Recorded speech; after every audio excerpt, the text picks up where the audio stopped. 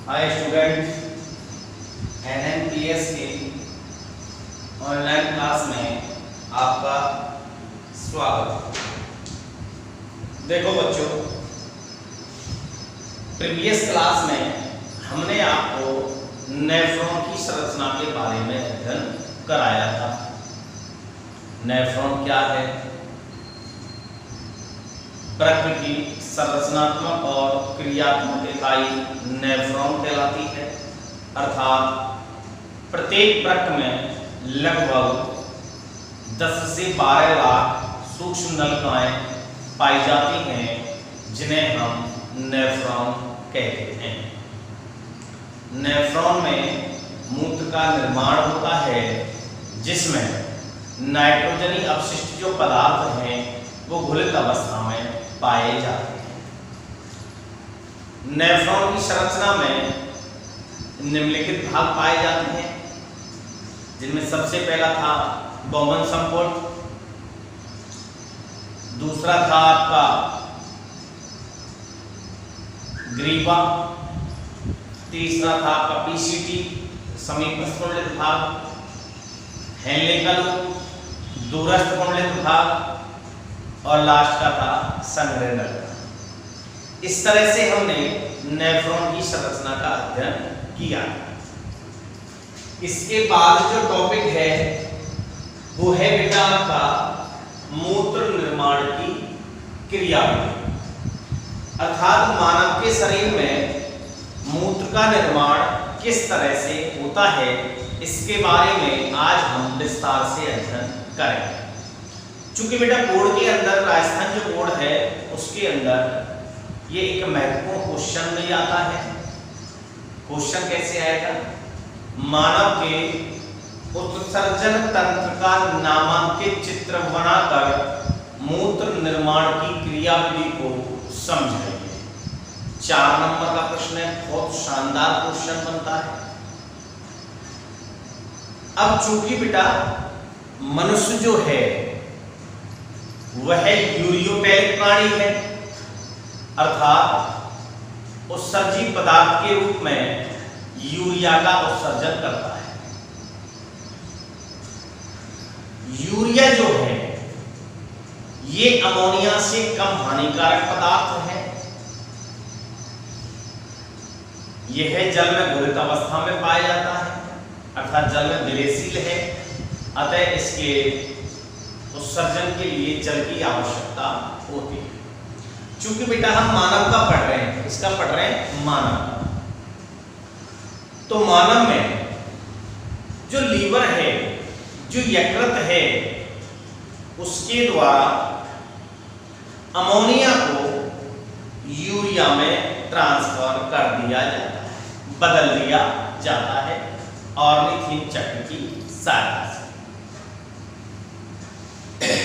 अब मूत्र निर्माण की क्रियाविधि की बात करें बेटा हम, तो लीवर सेल्स में यकृत की जो कोशिकाएं हैं उनमें अमोनिया को यूरिया में बदल दिया जाता है। ध्यान से सुनना बेटा, समझ में आ जाएगा, तो उसके बाद इसको याद करने में और लिखने में कोई भी समस्या नहीं आएगी। इसलिए आप ध्यान से इसको समझने का प्रयास करें।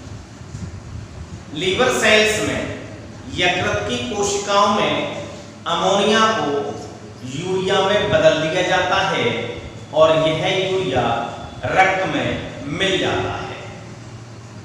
अब रक्त में मिल गया, अब इसे यकृत शिरा द्वारा पश्चिमाशिरा में छोड़ दिया जाता है, जहां से ये बॉडी में ट्रांसफर होगा। बॉडी से कहां चला जाएगा, ये नेफ्रॉन के अंदर जो प्रक है, किडनी है, किडनियों के अंदर प्रविष्ट कर जाता है।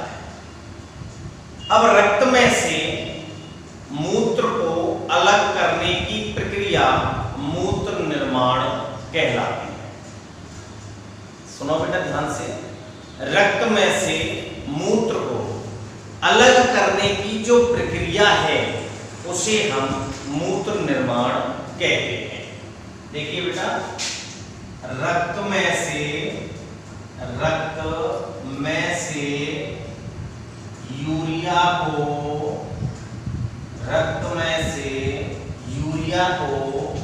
अलग करने की प्रक्रिया, अलग करने की प्रक्रिया मूत्र निर्माण कहलाता है। मूत्र निर्माण कहलाता है। तो सबसे पहले बात, मूत्र निर्माण क्या होता है कि जो रक्त में जो यूरिया मिला है उस रक्त में से यूरिया को अलग करने की प्रक्रिया मूत्र निर्माण कहलाती है। मूत्र निर्माण की क्रियाविधि निम्नलिखित चरणों में संपन्न होती है। मूत्र निर्माण की क्रिया, मूत्र निर्माण की क्रिया निम्न चरणों में पूर्ण होती है। ठीक है बेटा, रक्त में से यूरिया को अलग करने की प्रक्रिया मूत्र निर्माण कहलाती है और यह जो प्रक्रिया है यह निम्न चरणों में पूर्ण होती है। सुनो बेटा, पहला चरण है आपका परानिष्करण।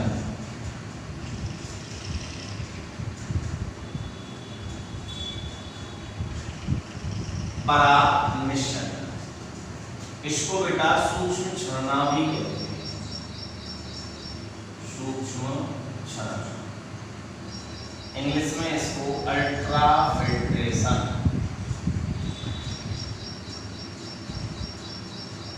अल्ट्राफिल्ट्रेशन कहते हैं। सूक्ष्म क्षरण।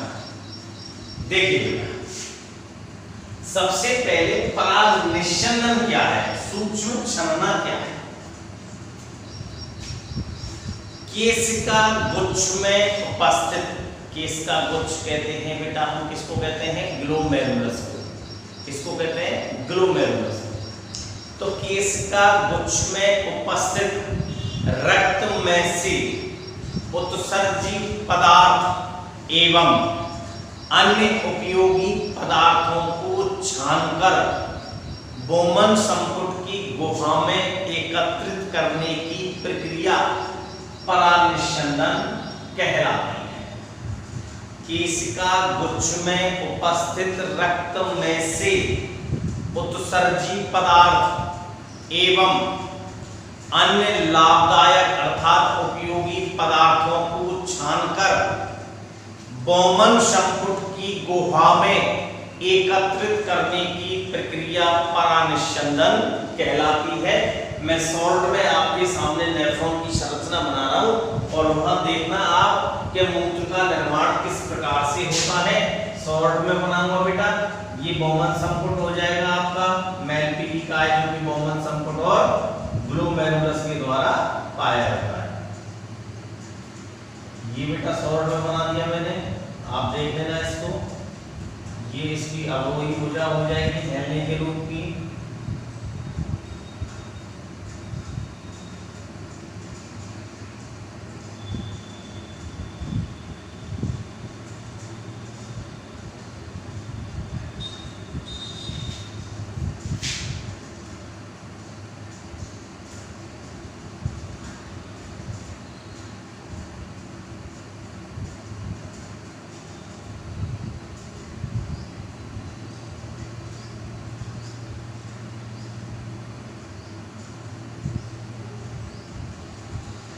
ये दूसरा स्पॉन्ज का हो जाएगी और लास्ट में आपकी संग्रह रखा हो जाएगा।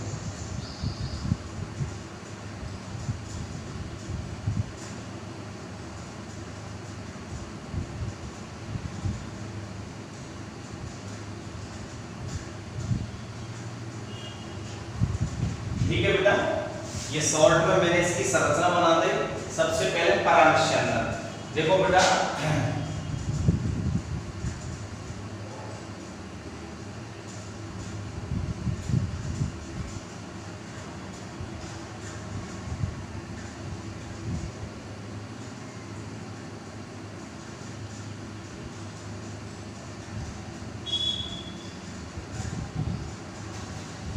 देखिए ध्यान से समझना बेटा, एक ही बार में आपके समझ में आ जाएगा। मैलपीगी काय नेफ्रॉन का अग्रभाग होता है। सबसे पहले बात ध्यान रखो आप, मैलपीगी काय क्या होगा, इसका अग्रभाग होगा। ये वाला पार्ट इसका बोमेन संपुट हो गया बेटा, बोमेन संपुट। ये वाला भाग बेटा ग्लोमेरुलस हो गया। ये बेटा अभिवाही धमन का हो गई, अभिवाही धमन का। ये बेटा अपवाही धमन का हो गई। तुरंत अभी समझाता हूं मैं आपको। ये बेटा इसकी पीसीटी समीपस्थ कुंडलित नल का, ये अवरोही भुजा,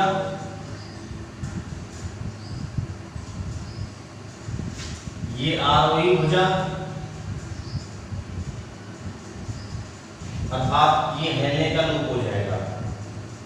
क्या हो गया बेटा, हेलने का लूप, ये वाला पार्ट। ये बेटा डीसीटी हो गई आपकी दूरस्थ कुंडलित नल का, और ये आपकी संग्रह नल का हो गई।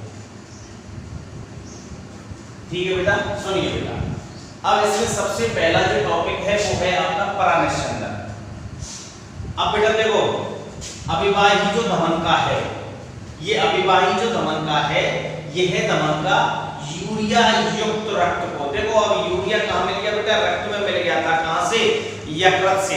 लीवर सेल्स में अमोनिया को यूरिया में बदल दिया जाता है, और यह यूरिया रक्त के साथ मिल जाता है, और यकृत सिरा द्वारा पश्चिमाश्रा में छोड़ दिया जाता है।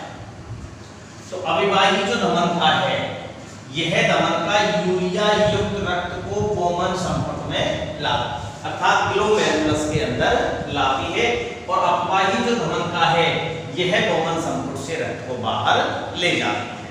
अब समझो बेटा, सबसे पहला आपका जो पॉइंट है वो है परानिस्यंदन।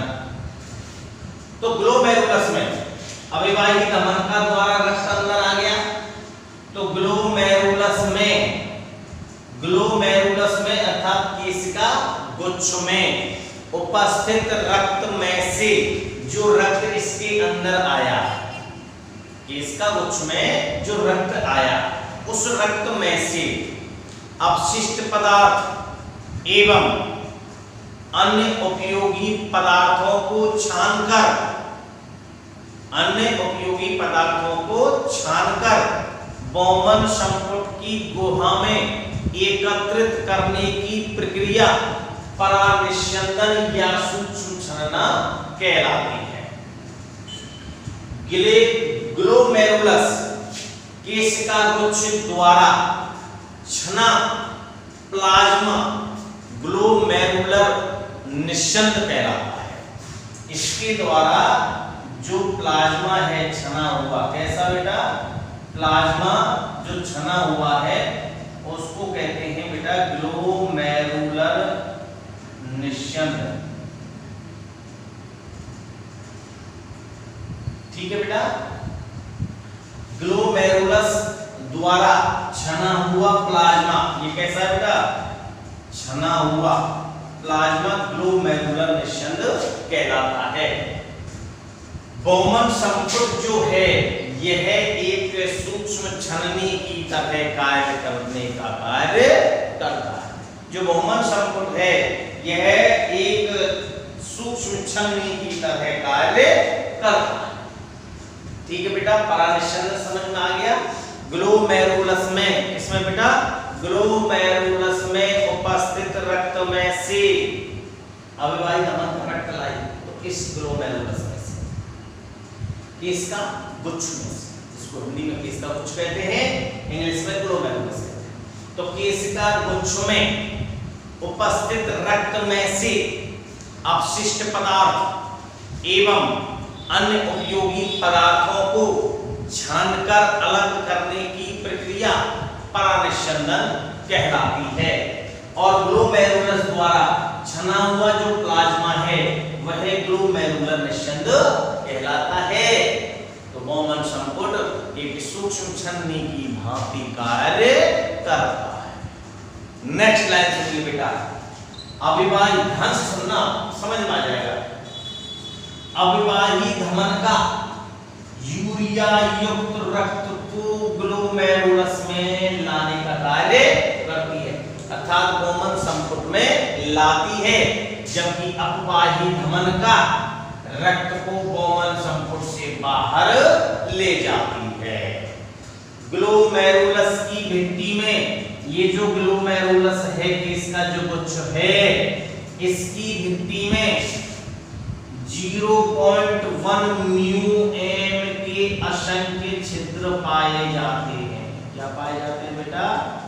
असंख्य छिद्र ग्लोमेरुलस में। किसमें बेटा? केशिका गुच्छ में 0.1 μm के असंख्य छिद्र पाए जाते हैं, जिससे इसकी पारगम्यता बढ़ जाती है, जिससे इसकी पारगम्यता बढ़ जाती है और प्लाज्मा में उपस्थित पदार्थ छन कर निकल जाते हैं, और प्लाज्मा में जो घुलित अवस्था में जो पदार्थ हैं वो छन कर निकल जाते हैं। अविवाही धमनिका का व्यास अपवाही धमनिका के व्यास से अधिक होता है। अविवाही धमनिका का व्यास अपवाही धमनिका से अधिक होता है। जो नली है, उस नली का जो व्यास है, जो आकार है, वो अविवाही का तो अधिक है, जबकि अपवाही इसकी सुगड़े यानी कम पाई जाती है, जिसके कारण जितनी गति से रक्त ग्लोमेरुलस में आता है उतनी गति से बाहर नहीं जा पाता। समझ में आई कि नहीं आई बाटा? अविवाही धमनिका का व्यास अपवाही धमनिका के व्यास से अधिक होता है। अतः जितनी तीव्र गति से रक्त आता है उतनी गति से बाहर नहीं जा पाता। रक्त आएगा बेटा गति से, लेकिन जा नहीं पाएगा, तो एक दाब लगेगा कि नहीं लगेगा? लगेगा ना। अब सुनो, एक स्वस्थ मनुष्य में अविवाही धमनिका के द्वारा आने वाले रक्त का दाब, सुनो बेटा ध्यान से, एक स्वस्थ मनुष्य में अविवाही धमनिका के द्वारा आने वाले रक्त का दाब 70 mm प्रति Hg होता है। ये किसका मान आ गया बेटा? GHP का। इसका आ गया ग्लोमेरुलर हाइड्रोस्टेटिक प्रेशर। तो एक स्वस्थ मनुष्य में अविवाही धमनिका द्वारा आने वाला रक्त का दाब 70 mm प्रति Hg होता है। दूसरी चीज बेटा ध्यान से सुनिए, रक्त की प्रोटीन, रक्त की सेल्स और घुलित कोलाइडी कण, इसमें प्लाज्मा है। ठीक है बेटा? रक्त प्रोटीन, रक्त की सेल्स और प्लाज्मा में घुलित कोलाइडी कण केशिका गुच्छ द्वारा छन नहीं पाते हैं। कौन कौन सी चीज? रक्त की प्रोटीन, रक्त की सेल्स और प्लाज्मा में घुलित कोलाइडी कण ग्लोमेरुलस द्वारा छन नहीं पाते हैं, जिससे ये कोलाइडी कण एक विपरीत रक्त कोलाइडी परासरणी दाब उत्पन्न करते हैं। इसको शॉर्ट में कहते हैं BCOP, ब्लड कोलाइडी ऑस्मोटिक प्रेशर उत्पन्न करते हैं, जिसका मान 30 mm प्रति Hg होता है। कितना हो गया बेटा? 30 mm प्रति Hg।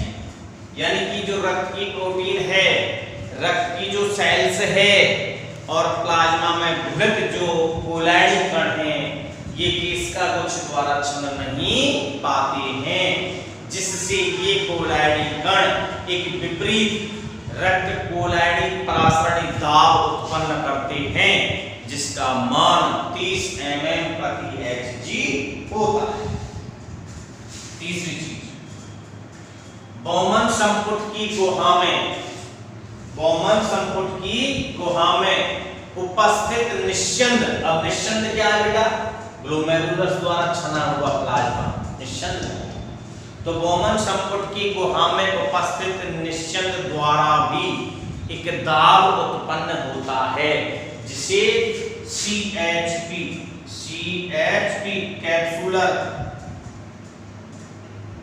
Capsular hydrostatic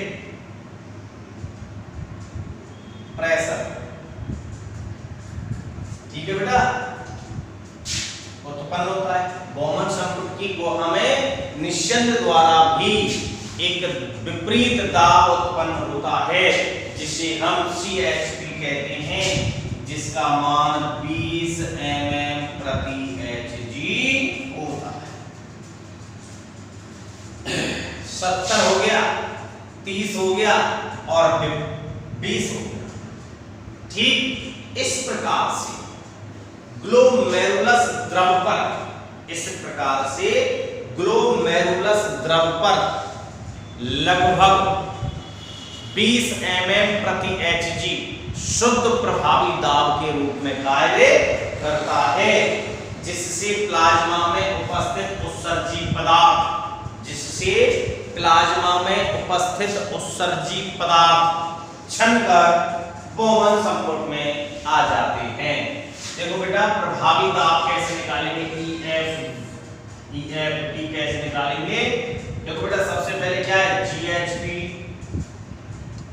minus BCOP minus CHP, कितना मान है बेटा, 70, कितना है 30, कितना है 20, कितना निकला है बेटा, 70 में से 50 गए तो 20 mm प्रति Hg। ये जो दाब है, ये ग्लोमेरुलस जो द्रव है उस पर शुद्ध रूप से प्रभावी दाब के रूप में कार्य करता है। इस दाब के कारण प्लाज्मा में जो घुलित उत्सर्जी पदार्थ हैं वो छनकर कहां जाते हैं, बौमन संपुट में आ जाते हैं। तो ये संपूर्ण क्रिया परानिस्यंदन कहलाती है। ठीक है बेटा, समझ में आ गया। एक बार फिर इसको फटाफट से रिपीट कर रहा हूं बेटा मैं। परानिस्यंदन क्या है, सबसे पहले केशिका गुच्छ में, ध्यान से सुनो, केशिका गुच्छ में उपस्थित रक्त में से उत्सर्जी एवं अन्य उपयोगी पदार्थों को अलग करने की प्रक्रिया, अर्थात उसको छानकर और बौमन संपुट की गुहा में एकत्रित करने की प्रक्रिया परानिस्यंदन कहलाती है। ग्लोमेरुलस द्वारा छना हुआ प्लाज्मा ग्लोमेरुलर निस्यंद कहलाता है। बौमन संपुट एक सूक्ष्म छनई की भांति कार्य करता है।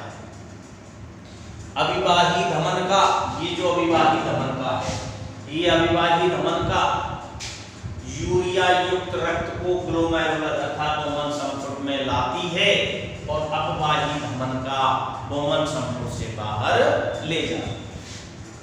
ग्लोमेरुलस की भित्ति में 0.1 μm के असंख्य छिद्र पाए जाते हैं, जिससे इसकी पारगम्यता बढ़ जाती है और प्लाज्मा में उपस्थित, जिससे प्लाज्मा में उपस्थित जो पदार्थ हैं घुलित अवस्था में जो पाए जा रहे हैं वो छनकर निकल जाते हैं। अविवाही धमनिका का व्यास अपवाही धमनिका के व्यास से अधिक होता है, अतः जितनी तीव्र गति से रक्त आता है उतनी तीव्र गति से रक्त जा नहीं पाता है। तो एक स्वस्थ व्यक्ति में अविवाही धमनिका द्वारा का दाब 70 mm प्रति Hg होता है। किसका मान आएगा बेटा? GHg का मान। रक्त प्रोटीन, रक्त सेल्स और प्लाज्मा में घुलित जो कोलाइडी कण हैं ये ग्लोमेरुलस द्वारा छनकर अलग नहीं हो पाते, अर्थात ये छन नहीं पाते हैं, जिससे ये कोलाइडी कण एक विपरीत रक्त कोलाइडी परासरणी दाब उत्पन्न करते हैं, जिसका मान 30 mm प्रति Hg होता है। गोमन संपुट की गुहा में निस्यंद द्वारा, गोमन संपुट की गुहा में उपस्थित निस्यंद द्वारा भी एक विपरीत दाब लगता है, जिसे CHP कहते हैं, जिसका मान 20 mm प्रति Hg होता है। इस प्रकार से ग्लोमेरुलस द्रव पर लगभग 20 mm प्रति Hg दाब शुद्ध प्रभावी दाब के रूप में कार्य करता है, जिससे कॉमन संपुट प्लाज्मा में उपस्थित जो उत्सर्जी पदार्थ हैं वो छनकर गोमन संपुट में आते रहते हैं। ठीक है बेटा, तो ये परानिस्यंदन की जो क्रिया है ये संपन्न हो गई आपकी। इसके बाद दूसरी जो चीज है वो है बेटा चयनात्मक पुनः अवशोषण। इसको मिटा दो बेटा मैं। ठीक, दूसरा है बेटा चयनात्मक पुनः अवशोषण।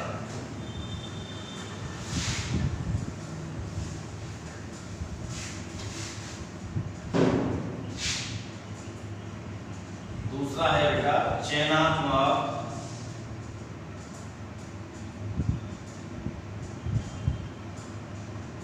पुनः अवशोषण। दूसरा मूत्र निर्माण की क्रियाविधि का दूसरा पॉइंट है चयनात्मक पुनः अवशोषण।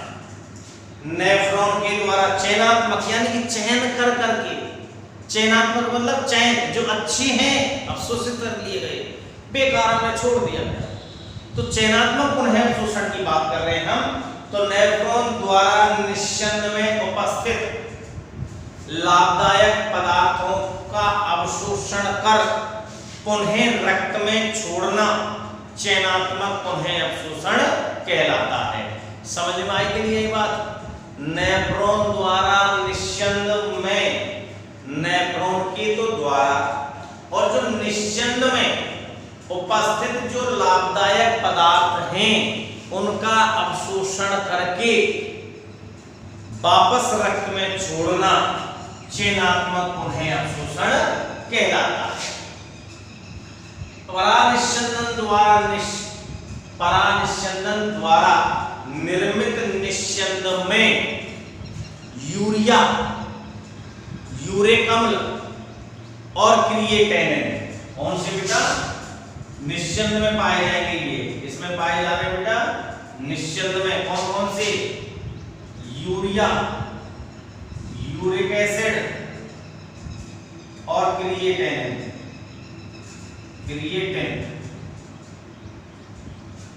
यूरिया, यूरिक एसिड और क्रिएटिन पदार्थों के अलावा, इनके अलावा अमीनो अम्ल होंगे, प्रोटीन होगी,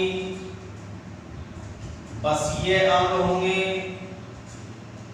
विटामिन्स होंगी, जल भी होगा और खनिज लवण भी पाए जाते। यानी कि परानिस्यंदन द्वारा जो निर्मित निस्यंद है उस निस्यंद में यूरिया भी होगा, यूरिक अम्ल भी होगा, क्रिएटिनिन भी होगा, इसके अलावा अमीनो अम्ल भी होंगे, प्रोटीन भी होंगे, बसीय अम्ल भी होंगे, विटामिन्स भी होंगी, जल भी होंगे और खनिज लवण भी होते हैं। तो ये तो बेटा लाभदायक होंगे और ये बेटा हानिकारक होंगे। तो निस्यंद के अंदर लाभदायक भी और हानिकारक भी, और हम पढ़ रहे हैं चयनात्मक पुनः अवशोषण। तो इन लाभदायक पदार्थों को नेफ्रॉन के द्वारा निस्यंद में लाभदायक पदार्थों को अवशोषण करके वापस रक्त में छोड़ने की क्रिया चयनात्मक पुनः अवशोषण कहलाती है। इसके अलावा रक्त के कुल जल का, रक्त के कुल जल, रक्त का कुल जल लगभग कितना बेटा 95% निस्यंद में आ जाता है। कहाँ जाता है? निस्यंद में आ जाता है। रक्त के कुल जल का लगभग, रक्त में जितना भी जल है उसका लगभग 95% 95% जो जल है वो निस्यंद में आ जाता है। लेकिन इसका केवल 0.8%, कितना बेटा 0.8% मूत्र के साथ, मूत्र के निर्माण के साथ साथ शरीर से बाहर निकलता है। ठीक है बेटा। निस्यंद में पाए जाने वाले लाभदायक पदार्थ कौन कौन से हैं? अमीनो अम्ल, प्रोटीन, पसीय एवं विटामिन, जल और खनिज लवण आदि का रक्त नलिकाओं से रक्त में पुनः अवशोषण कर लिया जाता है। ये आपका चयनात्मक पुनः अवशोषण हो गया बेटा। ध्यान से सुनिए बेटा। नेफ्रॉन के द्वारा निस्यंद में लाभदायक पदार्थों का अवशोषण करके पुनः रक्त में छोड़ना चयनात्मक पुनः अवशोषण कहलाता है। ठीक है बेटा। चयनात्मक पुनः अवशोषण हो गया। तो परानिस्यंदन के द्वारा जो निर्मित निस्यंद है उस निस्यंद में यूरिया होगा बेटा, यूरिक अम्ल होंगे, क्रिएटिनिन होंगे। इन पदार्थों के अलावा अमीनो अम्ल भी हैं, प्रोटीन भी हैं, पसीय अम्ल भी हैं, विटामिन भी हैं, जल भी हैं और खनिज लवण भी हैं। ये सब पाए जाते हैं। ये हानिकारक हो गए, ये लाभदायक हो गए। इसके अलावा रक्त के कुल जल का लगभग 95% जो है भाग है ये निस्यंद में आ जाएगा। लेकिन इसका लगभग 0.8% ही क्या होता है? मूत्र के साथ शरीर से बाहर निकलता है। तो ये सब लाभदायक पदार्थ हैं। तो इन सभी लाभदायक पदार्थों का रक्त नलिकाओं में अर्थात नेफ्रॉन में पुनः अवशोषण कर लिया जाता। अब पुनः अवशोषण किन किन भागों में होगा बेटा? समीपस्थ कुंडलित नलिका में होगा। नंबर 1 कहां होगा बेटा? समीपस्थ कुंडलित नलिका में। दूसरा कहां होगा बेटा? हेन्य रूप में, पहले अवरोही भुजा में फिर आरोही भुजा में। और फिर कहां होगा बेटा? दूरस्थ कुंडलित नलिका में। और फिर कहां होगा बेटा? संग्रह नलिका में। इन सभी पार्टों के अंदर पुनः अवशोषण की क्रिया होती है। इसमें सबसे पहला है समीपस्थ कुंडलित नलिका में। इसमें बेटा पीसीटी में पुनः अवशोषण। इसमें सबसे पहला है बेटा समीपस्थ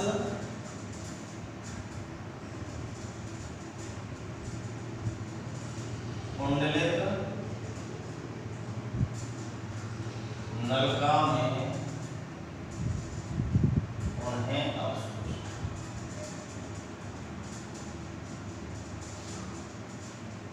समीपस्थ कुंडलित नलिका में पुनः अवशोषण।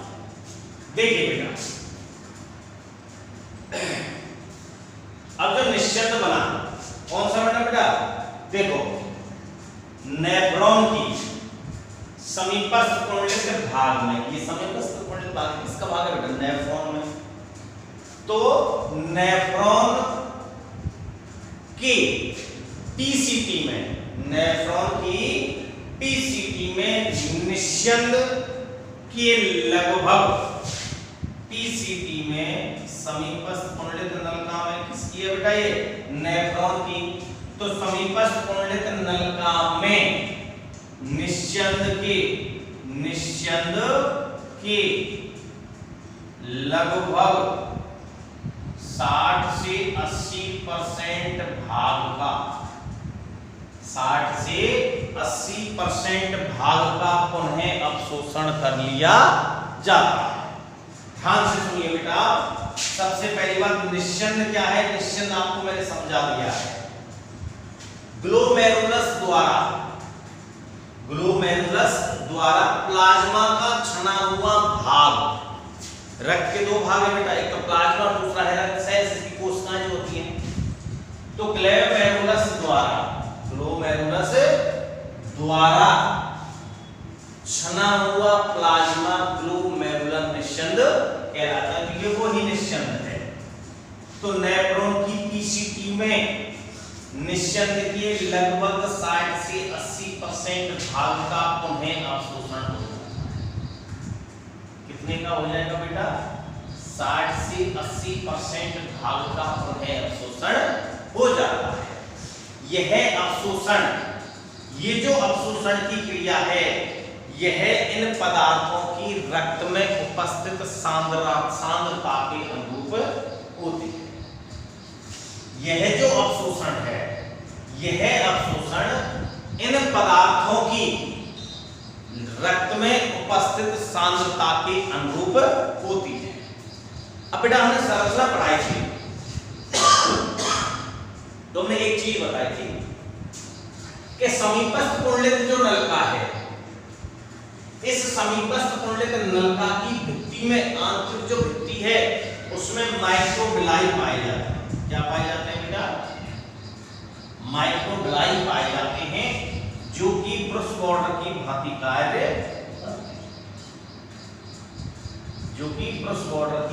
कार्य करते हैं, जिससे पीसीटी की अवशोषण जो क्षमता है यह बढ़ जाती है, अर्थात अवशोषण स्तर बढ़ जाता है। ठीक, समीपस्थ कुंडलित नलिका है, इसकी जो भित्ति है, यह भित्ति जल के लिए तो पारगम्य है, लेकिन अन्य जो वैद्युत अपघट्य पदार्थ हैं उनके लिए अपारगम्य होती है।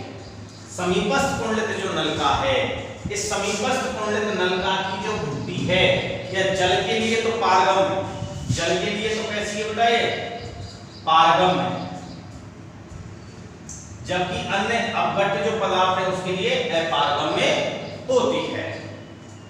नेक्स्ट लाइन से लिखेंगे बेटा इसमें कि जल का पुनः अवशोषण, अब जल के लिए पारगम्य है, तो जल का जो पुनः अवशोषण है वो निष्क्रिय अवशोषण के रूप में, जल का पुनः अवशोषण निष्क्रिय अवशोषण के रूप में परासरण विधि के द्वारा होता है।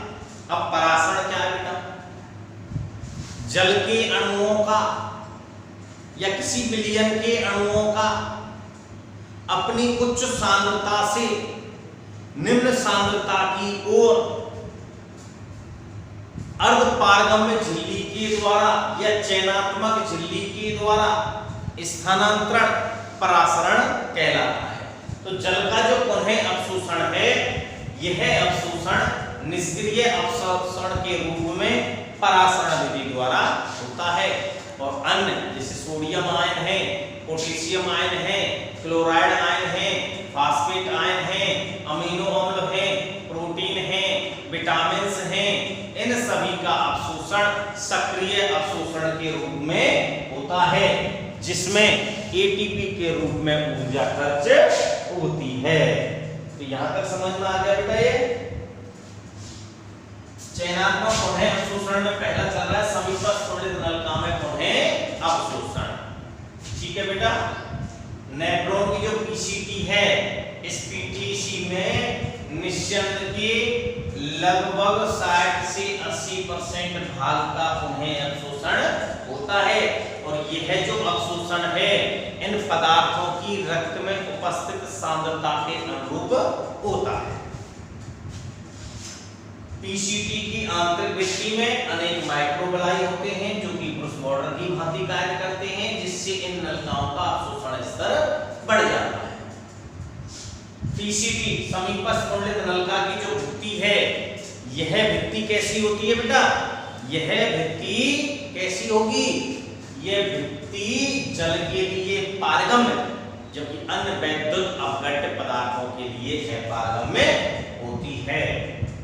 तो जल का जो पुनः अवशोषण है वो निष्क्रिय अवशोषण के रूप में परासरण विधि द्वारा होता है, जबकि sodium ion, potassium ion, calcium ion, phosphate ion, vitamins, amino अम्ल, प्रोटीन आदि का अवशोषण सक्रिय अवशोषण के रूप में होता है, जिसमें एटीपी खर्च होती है। ठीक है बेटा, तो यहां तक दो चीज आपको मैंने समझा दी। पहला था परानिस्यंदन, दूसरा है चयनात्मक कौन है अवशोषण। और चयनात्मक कौन है अवशोषण में पहला हो गया आपका समीपस्थ कुंडलित नलिका में कौन है अवशोषण। ठीक,